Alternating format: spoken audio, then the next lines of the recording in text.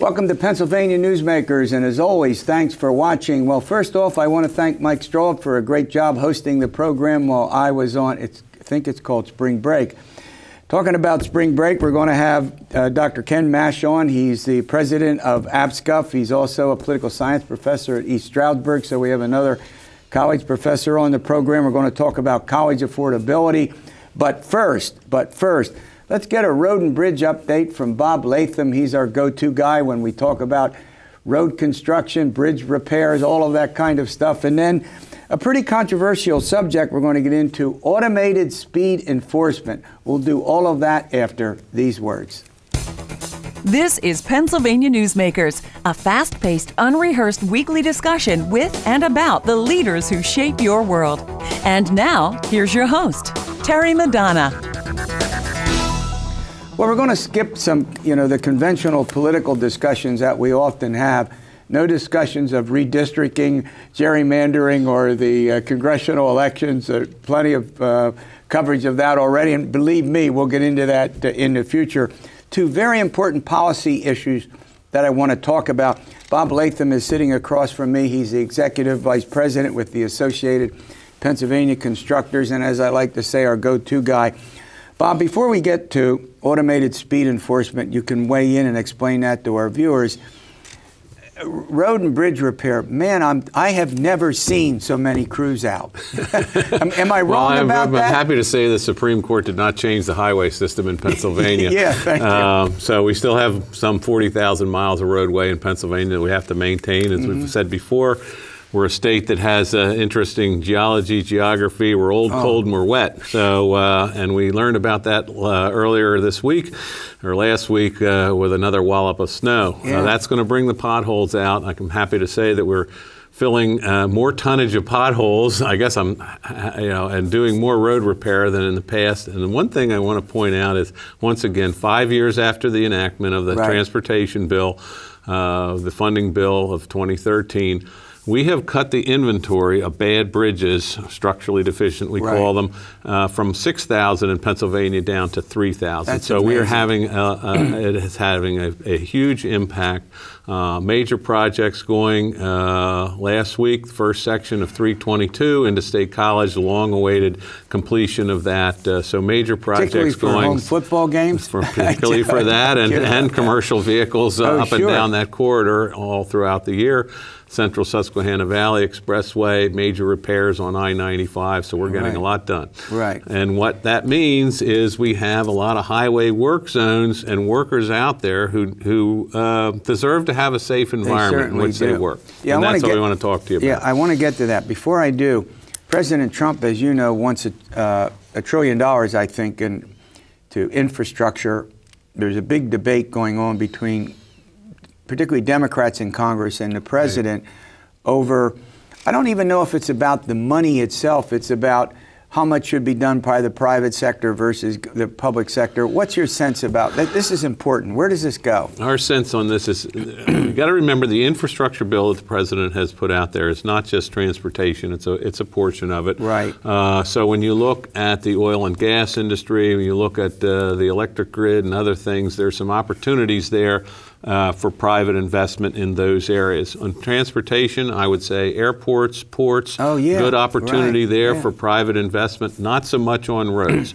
What we've been advocating with our congressional delegation is you still have to go back and fix that fiscal issue with the National Highway Trust Fund, which they keep piecing together, kicking the can down the road. That's missing in the president's proposal. We'd like to see that put in. All right, let's talk about this. First of all, tell our viewers, when you use this term, automated speed enforcement in highway work zones, let's skip the work zones. Just explain automated speed. What's that a euphemism in for? In the vernacular, if you speed, you're going to get a picture of your license plate sent to you with a fine.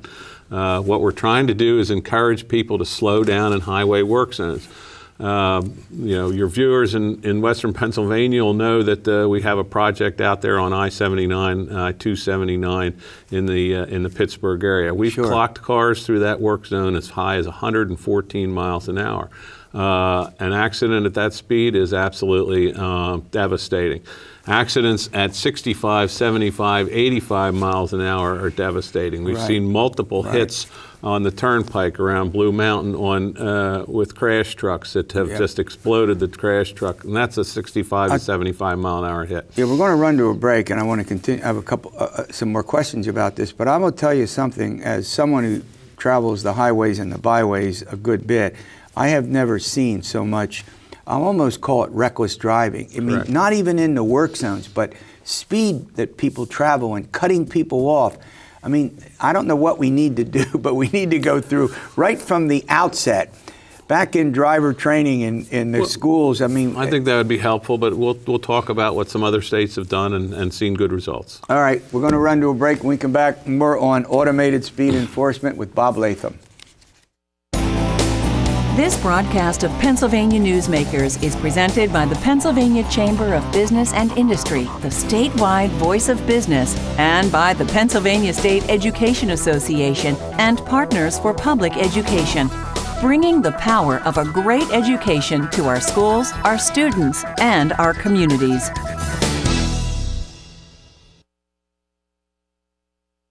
We're modeling it after. Okay.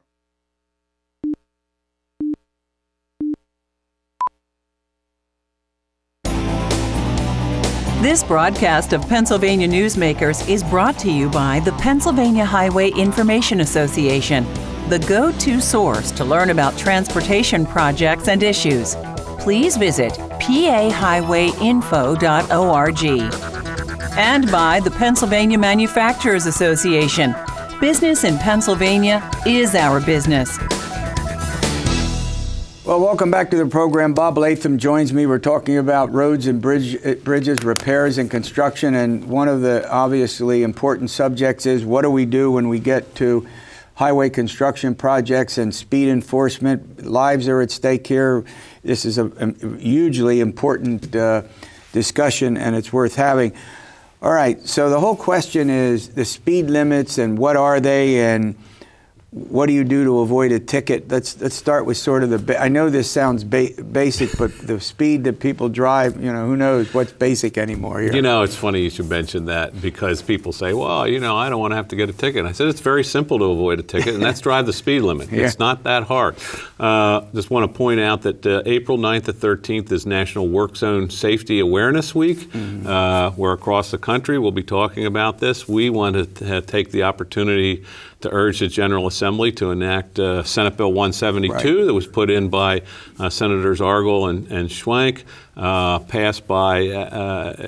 pushed by Senator Rafferty and Senators Brown. We're very appreciative of their work on that. It's been reported out of the House Transportation Committee by Chairman John Taylor, unanimously out of the House Transportation Committee. So this is bipartisan, is your point? It's very bipartisan, passed the Senate by a wide margin.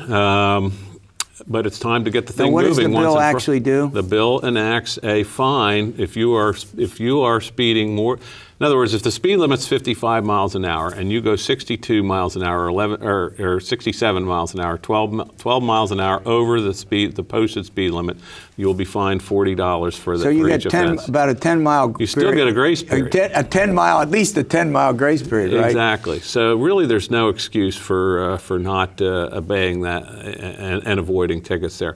And what we saw in Maryland's had this implemented for a number of years, and what we saw was initially a high fine rate, and over a period of 5 years it really, really ratcheted down. So people in Maryland have gotten used to the fact that when they see the posted speed and they see radar enforced, they say, you know what, maybe I'll just drive the speed limit and avoid the fine. All right, well, it begs the question, obviously this involves worker safety, but why would people, what's the objection to it? What is the concern that people have about, or let me put it another way, what's getting in the way of reaching a consensus and getting this through quickly? Why is there opposition to it? There is some opposition based on the right to privacy, and we respect the right to privacy, but also we think that the right for workers to return home safely from a job well done. Well, what's the privacy angle? Is it that they photo your license plate? I think it's because you photo the license can't I plate go as out opposed to having a policeman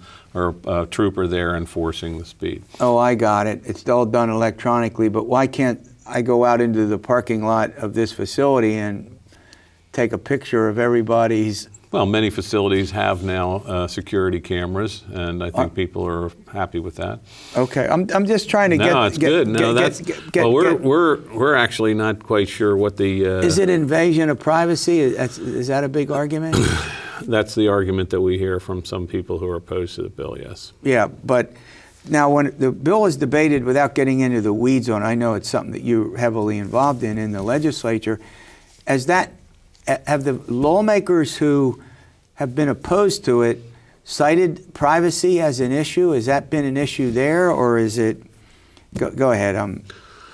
I think that generally the privacy, right to privacy, is an issue, and it's been expressed. We think it's somewhat of a specious argument. Because anybody that has a cell phone knows that they're being tracked. Personal data and tracking your personal data is very, very up in the news these days with Facebook and that sort of thing. So I think that being ticketed by camera. See, I want to repeat this. So the point about this is there's no police officer that stops you, talks to you, and says, Bob Latham, give me your driver's license. You turn it over, and then he says, I'm giving you a ticket. He writes it out, or she writes it out, and it's over. No. Now it's all automated. That's correct. And is that the debate? It's automated, that is one of the debates, okay. Yes. Okay. And the thing is, from our standpoint, is you can't have enough police officers throughout the Commonwealth in order to patrol things. And we have more and more traffic. The one thing I want to point out is that this bill right now is a pilot project. It expires in 5 years, and it is limited to high-speed highways, is this not local roads. Is this high-speed highways, not local roads? Yeah, that's correct. All right, final question. Is this a money grab? That's what some critics are saying. You're not going to make a lot of money at $40 At $40, we estimate, at $40 a fine, we estimate that will cover the operating costs of the system. Okay. And it will not be a fundraiser for the Commonwealth. In Maryland, the revenues went down as people stopped speeding. That's our goal, get people to slow down, not raise money. Well, as always, we expect you back shortly to give us another update. All right, coming up, Dr. Ken Mash from East Stroudsburg. He's the president of APSCUF. We're going to talk about something that's very important. Are we literally pricing colleges? The affordability, is it becoming impossible for young folks to get to college? We're going to chat about that and more, and we'll do that after this break. This broadcast of Pennsylvania Newsmakers is brought to you by the Pennsylvania Credit Union Association. Pennsylvania Credit Unions, where people are worth more than money. To find a credit union that is right for you, check out ibelong.org. And by the Energy Association of Pennsylvania, Pennsylvania's energy information source.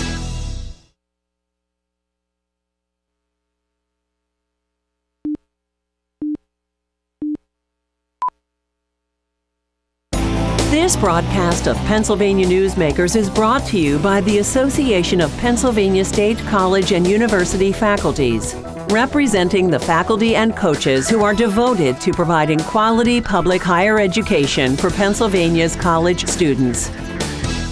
Well, welcome back to the program. Ken Mash, Dr. Ken Mash, he's a political science professor at East Stroudsburg University. He's also president of the Association of Pennsylvania State College and University Faculties. That's a long title for an organization. Now, full disclosure here, I once had his job. It was so far back I can't remember, Ken. It was way back in the 1980s. Well, we still remember you. There you go, when I was on the faculty at Millersville University.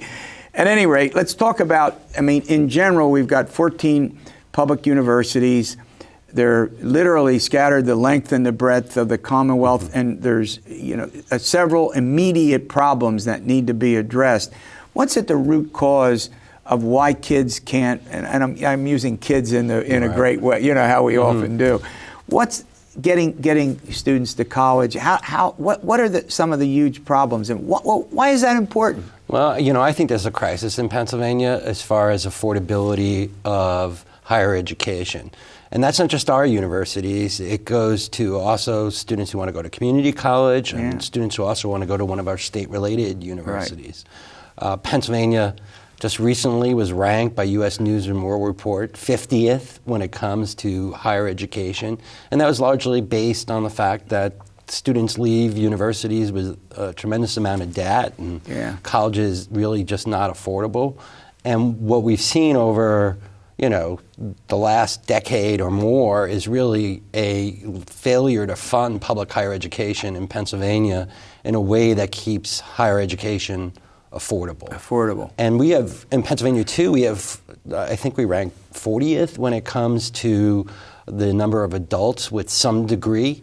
That doesn't paint a positive future for Pennsylvania if we're trying to attract businesses and high-tech companies to come. So what you hear, look, one of the things that we can say about the Commonwealth is that we have, we're rich in colleges and universities. You represent the public. I was there for decades. Now I'm at a private school. And we're all trying our best to make sure that kids get the best education they can, because as we know, it's where it's called jobs and wages. Right.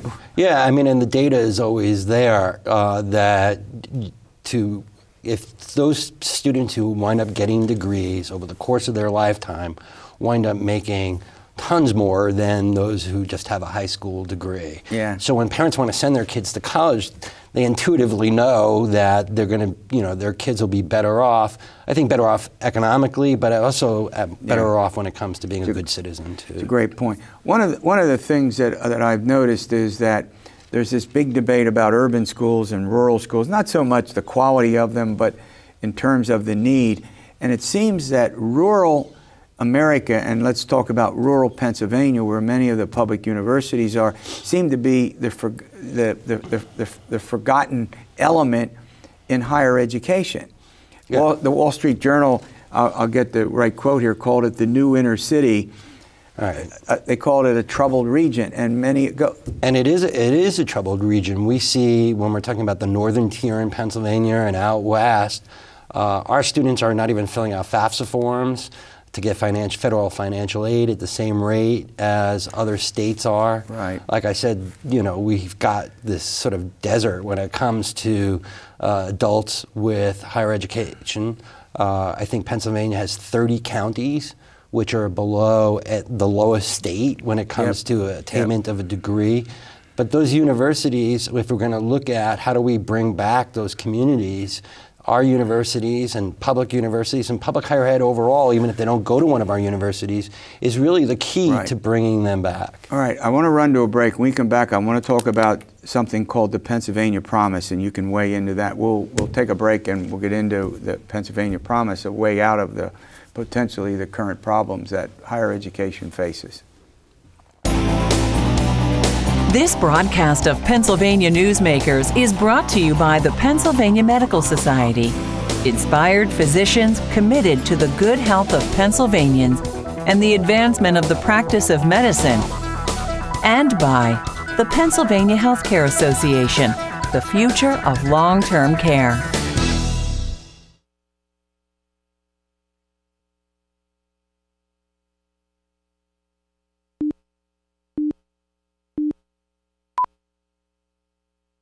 Welcome back with Ken Mash, East Stroudsburg professor. He's the president of APSCUF. We're chatting about higher ed, in particular public higher education, and it's the plight in some respects of the public higher ed system in our state. The Pennsylvania Promise, why should people care?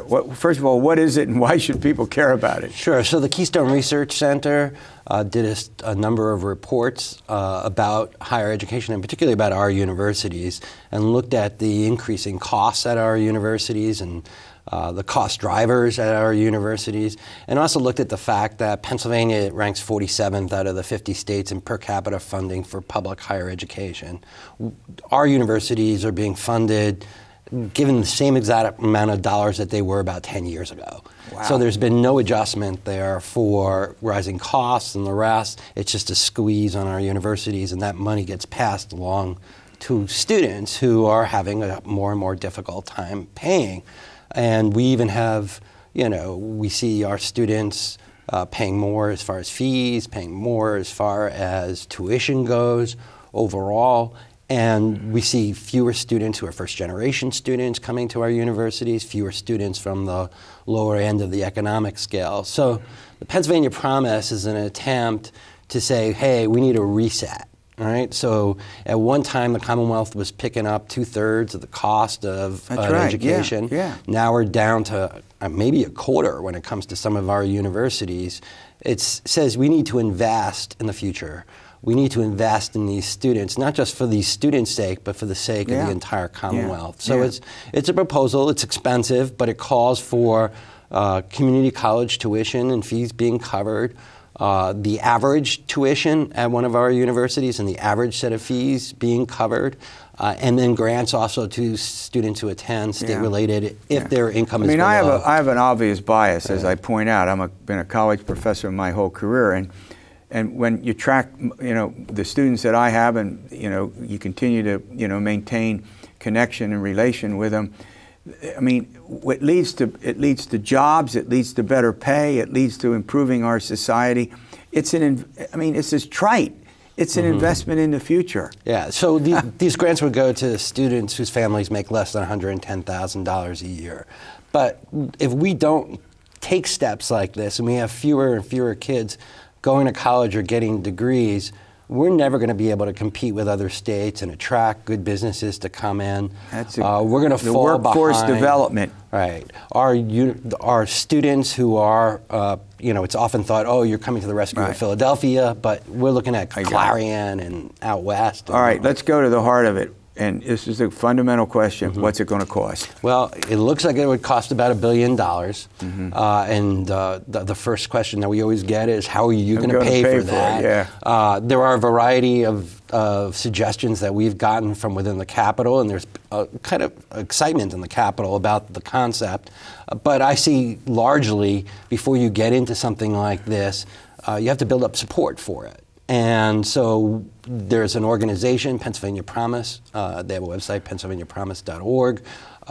We are, as an organization, supporting this. We hope to get students and faculty and parents and high school students across the Commonwealth excited about it and put the pressure on the legislature. Ultimately, it's the job of our legislators to figure out how are you going to pay for this. Well, ultimately, it's still about funding the public higher ed, even if we went back 20 years at levels they were funding it 20 years ago, you and I would we be having this discussion? Oh, probably not. I mean, but if you look at it, even with that infusion, that seems like a tremendous amount of money. Pennsylvania ranks 47th out of the 50 states. They go to something like 36th. So it's not like all of a sudden Pennsylvania becomes this rock star as far as funding for public higher education. It gets us to an area where most states are. Well, look, I want to thank you for coming in. I think this is an important discussion, and we can continue it over the course of the year to figure out exactly what's going on, regardless of, presumably no flat funding for higher ed when they get to the budget this year. All right, we'll see you next week for another edition of Pennsylvania Newsmakers, and as always, you stay well.